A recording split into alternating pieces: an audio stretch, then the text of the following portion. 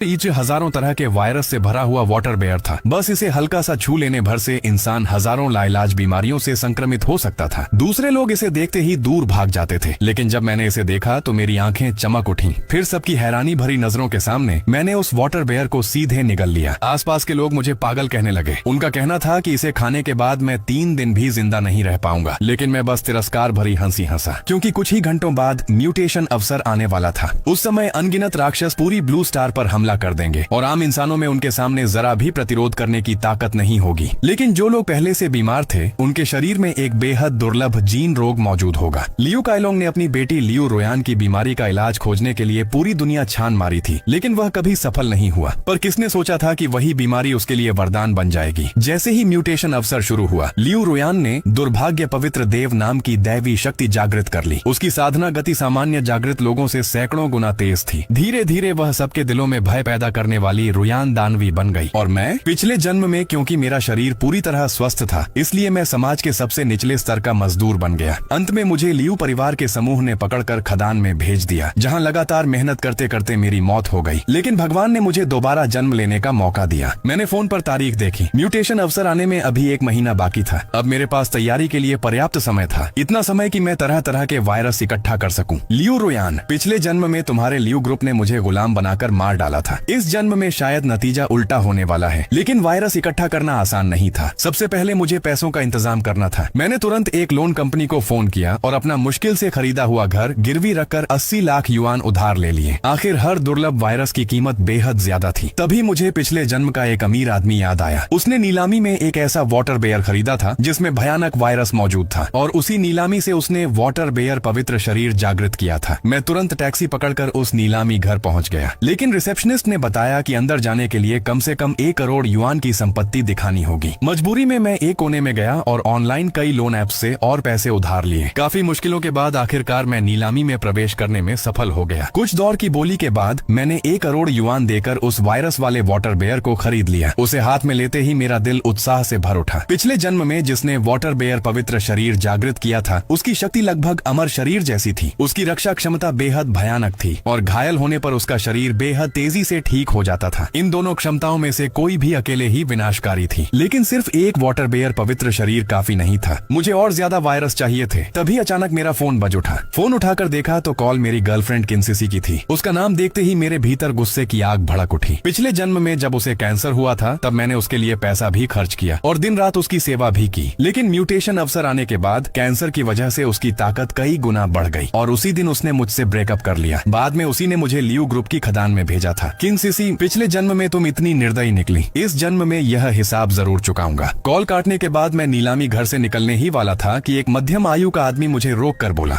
उसने अपना नाम चांगशू बताया। वह उसी वाटर बेयर का विक्रेता था। उसने पूछा कि मैंने इतनी बड़ी रकम खर्च करके वह वाटर बेयर क्यों खरीदा। मैं हल्का सा मुस्कुराया और सतर्क होकर बोला, तुम्हें इससे क्या मतलब? चांगशू ने मुस्कुराते हुए कहा, घबराओ मत, मैं सहयोग की बात करने आया हूँ। मैं ब्रिटेन में स्थित एक जैविक अनुसंधान केंद्र में काम करता हूँ। मेरे पास कई दुर्लभ वायरस नमूनों तक पहुँच है। अगर तुम्हें चाहिए तो मैं दिला सकता हूँ। एक नमूने की कीमत 50 लाख। ये सुनते ही मैं अंदर से चौंक गया। सच में, जैसे नींद में तकिया मिल गया हो। हालांकि वायरस की कीमत सच में बहुत ज्यादा थी। जब उसने देखा कि मैं चुप हूँ तो उसे लगा कि मुझे कीमत ज्यादा लग रही है। वह तुरंत बोला, 30 लाख में भी दे सकता हूँ। मैं समझ गया कि यह उसकी सबसे कम कीमत थी। मैंने पूछा, तुम्हारे पास कुल कितने वायरस हैं? लगभग 100 से ज्यादा। हर एक का एक नमूना चाहिए, दे पाओगे? कोई समस्या नहीं, मेरे पास रास्ता है, लेकिन पहले आधा पैसा एडवांस देना होगा। मैंने तुरंत हामी भर दी और हम दोनों ने वीचैट पर एक दूसरे को जोड़ लिया। लेकिन उसके जाने के बाद मैं फिर चिंता में पड़ गया। इतने सारे वायरस खरीदने के लिए मुझे कम से कम 30 करोड़ युआन चाहिए थे। इतनी बड़ी रकम सिर्फ लोन से जुटाना असंभव था। तभी मुझे पिछले जन्म की एक अफवाह याद आई। खदान में काम करते समय मैंने सुना था कि लियू ग्रुप बड़ी मात्रा में तियानशान स्नो लोटस खरीद कर नष्ट कर रहा था। क्या ऐसा हो सकता है कि यह स्नो लोटस लियू रोयान के लिए खतरा हो? दूसरे शब्दों में, म्यूटेशन अवसर आने से पहले यही स्नो लोटस उसकी जीन बीमारी का इलाज कर सकता था। अगर यह सच था तो मेरे 30 करोड़ युआन का इंतजाम हो सकता था। अगर मैं यह जानकारी लियू ग्रुप को बेच दूं तो पैसों की कोई कमी नहीं रहेगी। लियू रोयान, पिछले जन्म में तुम्हारे लियू ग्रुप ने मुझे गुलाम बनाकर मार डाला था। अगर इस जन्म में मैं सचमुच तुम्हें ठीक कर दूं और तुम्हारा सबसे बड़ा अवसर छीन लूं,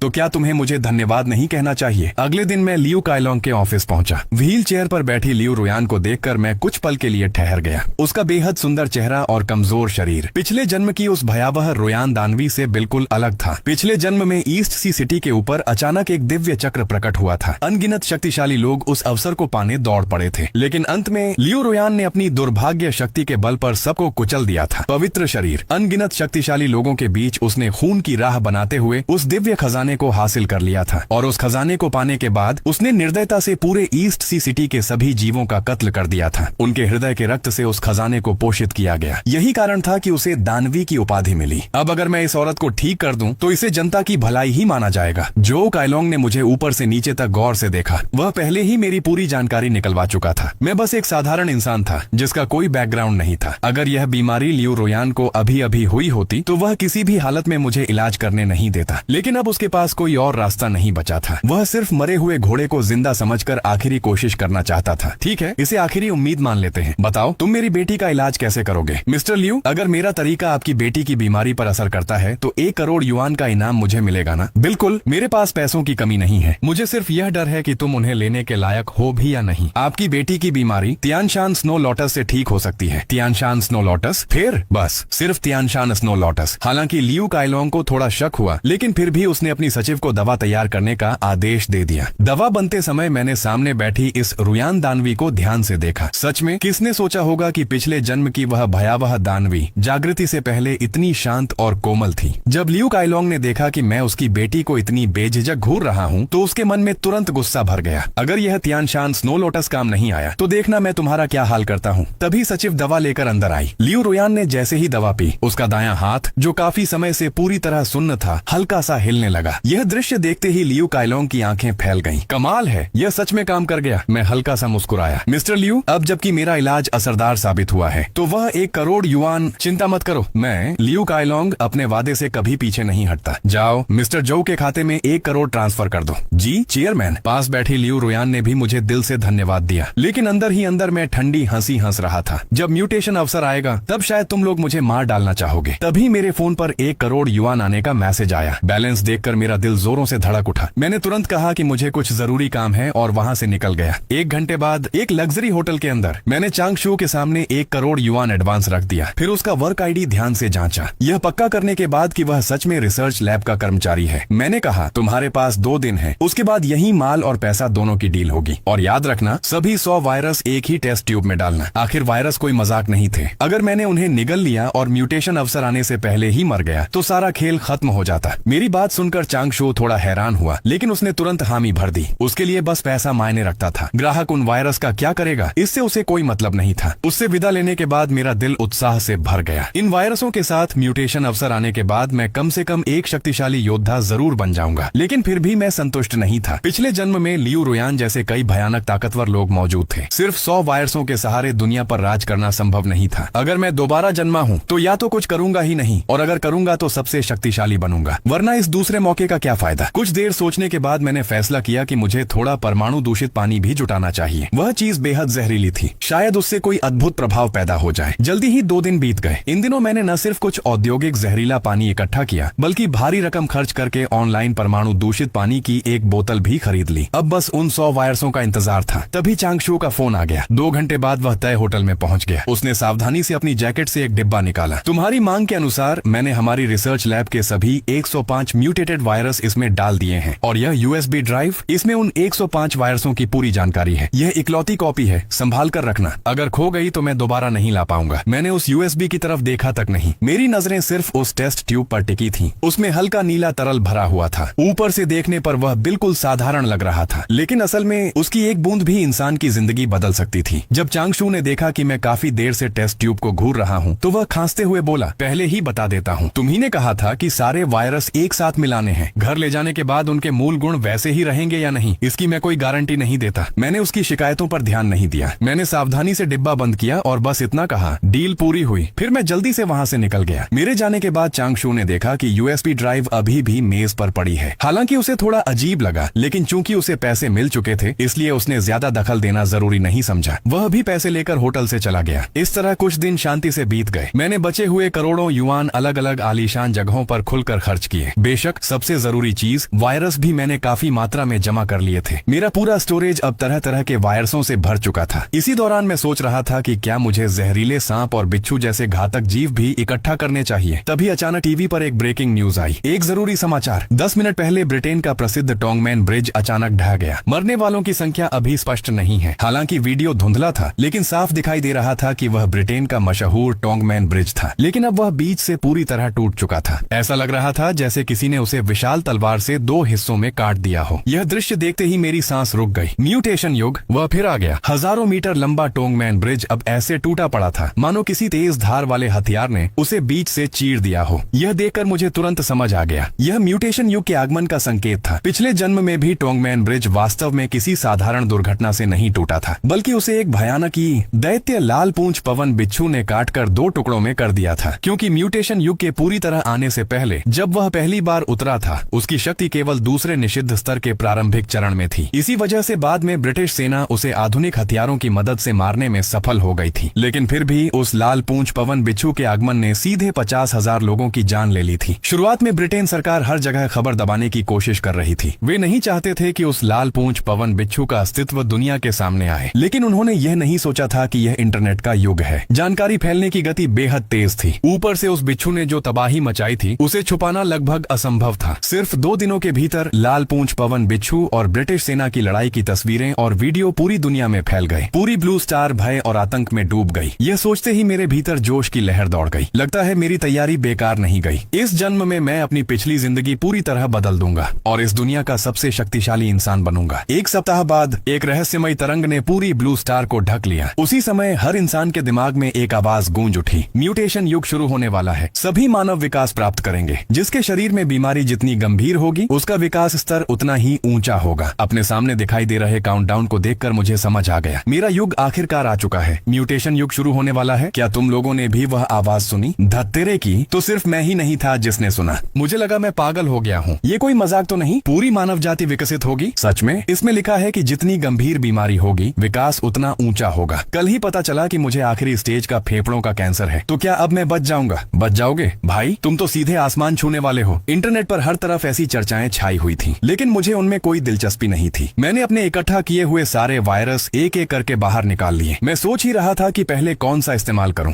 तभी मेरा फोन बज उठा। हेलो जोलो, तुमने सुना ना, म्यूटेशन युग शुरू होने वाला है। भगवान ने आखिर मेरी सुन ली। लगता है मेरी किस्मत में मरना लिखा ही नहीं था। सही कह रही हूँ ना? यह किन सिसी थी? जोलो, अगर उस समय तुम अपना किडनी मुझे देने के लिए तैयार हो जाते तो शायद मुझे यह अवसर कभी नहीं मिलता। सीसी, क्या हम एक बार मिल सकते हैं? हा। जोलो, अब पछता रहे हो? ठीक है, मैं तुम्हें एक मौका देती हूँ। जिस दिन म्यूटेशन युग शुरू होगा, तुम मेरे घर आना। मैं देखूंगी कि तुम्हारी माफी कितनी सच्ची है। फिर सोचूंगी कि तुम्हें माफ करना है या नहीं। कॉल कटने के बाद मैं ठंडी हंसी हंस पड़ा। किन सिसी, जल्द ही तुम्हें पता चल जाएगा कि असली ताकतवर कौन है। जहाँ किन सिसी खुशी से पागल हो रही थी, वहीं दूसरी तरफ लियू रुयान गुस्से से तिलमिला उठी थी। धत्तेरे की, यह म्यूटेशन युग अभी क्यों आ गया? मेरी बीमारी तो सिर्फ 40% ही ठीक हुई है। इसका मतलब मेरी ताकत बहुत कम हो जाएगी। सब उस जोलो की गलती है। मैं उसे जरूर मार डालूंगी। लियू काइलोंग ने तुरंत उसे शांत किया। बेटी चिंता मत करो, वह जोलो सिर्फ एक साधारण स्वस्थ इंसान है। म्यूटेशन युग आने के बाद उसे खत्म करने के हमारे पास बहुत तरीके होंगे। दूसरी तरफ मैं मेज पर रखे वायरसों को देखकर कुछ देर के लिए खो गया। 1 महीने के दौरान ये वायरस पहले से कहीं ज्यादा भयानक रूप से म्यूटेट हो चुके थे। पहले टेस्ट ट्यूब में जो नीला तरल था, अब वह पूरी तरह काला हो चुका था और उस काले तरल के भीतर कुछ अजीब चीज लगातार हिलती हुई दिखाई दे रही थी। बेशक इन 100 म्यूटेटेड वायरसों के अलावा मैंने दर्जनों और जहरीली चीजें भी जमा की थी, लेकिन उन्हें पहले एक साथ मिलाना जरूरी था। अगर मैं उन्हें अलग अलग खाता तो शायद 2.5 मिनट भी जिंदा नहीं बचता। समय तेजी से बीतता गया। जल्द ही म्यूटेशन युग का काउंटडाउन आखिरी 1 मिनट पर पहुंच गया। अचानक मेरे पूरे शरीर में जलन फैल गई। वह दर्द इतना भयानक था कि मैं लगभग बेहोश होने वाला था। लेकिन मैं जानता था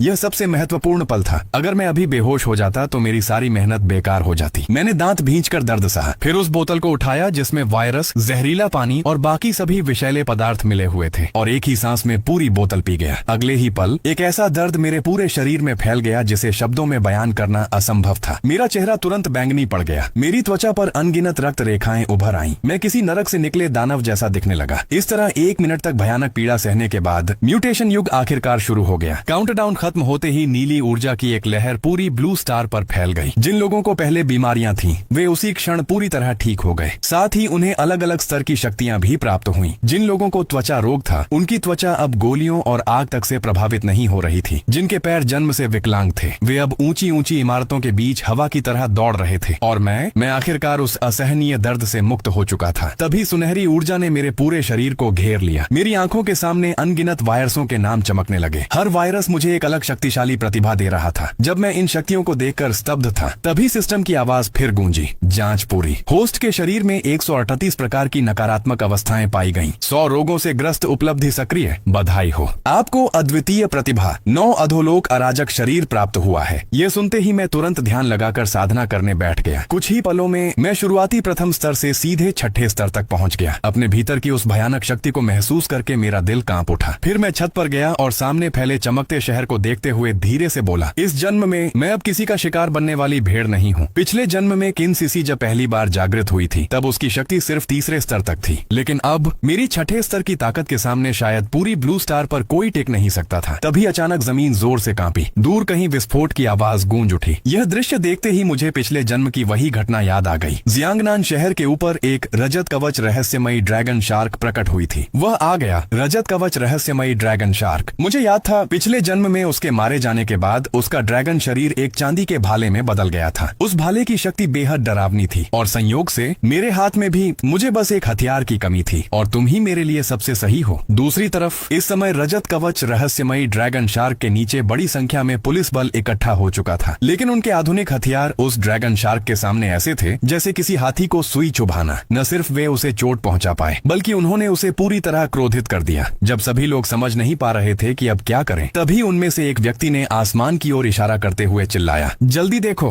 हाँ, उसी महत्वपूर्ण क्षण में मैं समय पर वहां पहुंच गया था। रजत कवच रहस्यमयी ड्रैगन शार्क ने मुझे देखते ही अपनी आंखों में एक ठंडी चमक दिखाई। अगले ही पल उसने एक बिजली से भरा गोला मेरी तरफ उगल दिया। तेजी से मेरी ओर आते उस बिजली के गोले को देखकर भी मैंने अपने दोनों हाथ पीठ के पीछे बांध रखे। मेरे चेहरे पर जरा भी डर नहीं था। मैंने बचने की कोशिश तक नहीं की। जैसे ही वह बिजली का गोला मुझसे टकराया, भयानक बिजली की शक्ति पल भर में फट पड़ी। चारों तरफ विनाशकारी बिजली का क्षेत्र बन गया। पूरा इलाका तबाही की ऊर्जा से भर उठा। यह दृश्य देखकर रजत कवच रहस्यमयी ड्रैगन शार्क की आंखों में संतोष की झलक दिखाई दी। उसे लगा कि मैं निश्चित रूप से मर चुका हूँ, लेकिन तभी तुम्हारी बिजली मुझे नुकसान नहीं पहुंचा सकती। मुझे पूरी तरह सुरक्षित अपने सामने खड़ा देखकर वह तुरंत चौंक गया। अब से तुम मेरे हथियार बनोगे? यह कहते ही मैंने अपने भीतर की आध्यात्मिक ऊर्जा इकट्ठा की और उसकी ओर एक हथेली प्रहार कर दिया। अगले ही पल एक विशाल हथेली का प्रहार प्रकट हुआ, जिसका आकार लगभग पूरी रजत कवच ड्रैगन शार्क जितना बड़ा था। वह प्रहार बिजली की गति से उसकी ओर बढ़ा और जोरदार धमाके के साथ सीधे उसके शरीर पर आ गिरा। रजत कवच रहस्यमयी ड्रैगन शार्क को उस एक ही वार ने आसमान से जमीन पर पटक दिया।